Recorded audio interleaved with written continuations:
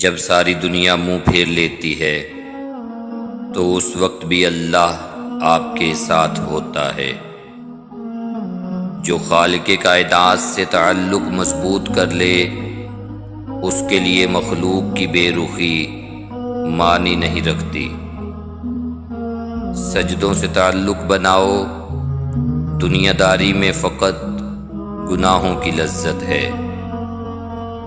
بے شک اللہ تعالیٰ کے ڈر کی وجہ سے تم جس چیز کو چھوڑ دو گے تو اللہ عز و جل تمہیں اس سے بہتر عطا فرما دے گا۔ اگر آپ کے ساتھ ناانصافی اور زیادتی کی حد ہو جائے تو صرف اتنا سوچ کر خاموش ہو جائیں کہ جو ذات اوپر بیٹھی ہے وہ بہت بے نیاز ہے۔ سچائی اور اچھائی کی تلاش میں پوری دنیا گھوم لو، اگر وہ آپ کے اندر نہیں تو کہیں نہیں،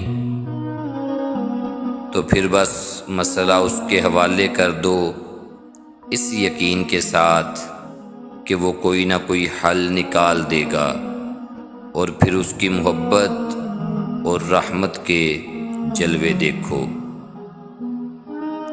اے میرے رب، مجھے ہر اس شخص سے دور رکھ جو مستقبل میں میرے لیے دکھ کی وجہ بنے۔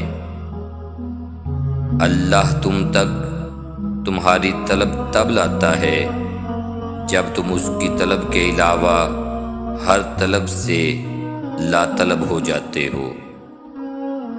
کچھ مانگنے والی ادائیں ایسی ہوتی ہیں جو اسے بہت پیاری لگتی ہیں، پھر وہ اس ادا کو بار بار دیکھنے کے لیے قبولیت کا وقت بڑھا دیتا ہے۔ وہ جب تمہاری دعاؤں کو قبولیت کے لیے چن لیتا ہے تب وہ تمہارے دل میں دعا کا خیال بھی خود ہی ڈال دیتا ہے، اور پھر اللہ تمہیں یوں خوش کر دے گا جیسے تم نے کبھی کوئی غم نہ دیکھا ہو۔ جب وہ عطا کرنے پر آتا ہے تو مانگنے کا سلیقہ بھی سکھا دیتا ہے۔ طویل ہے مسافت مگر منزل کا یقین ہے، آزمائش سخت ہے مگر وہ بھی تو رحیم ہے۔ مجھے راستوں سے مت ڈراؤ اے دنیا والو، میں جس کی آس پر ہوں وہ رب کریم ہے۔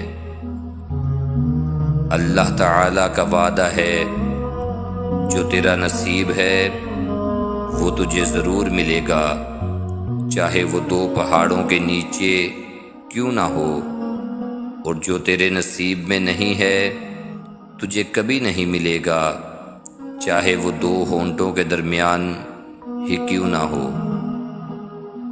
اللہ کی محبت وہ محبت ہے جو سیکھ جاتا ہے وہ جیت جاتا ہے۔ بس مطمئن ہوں میں، تم لوگ مجھے نہ سہی اللہ کو تو جواب دہ ہوں گے۔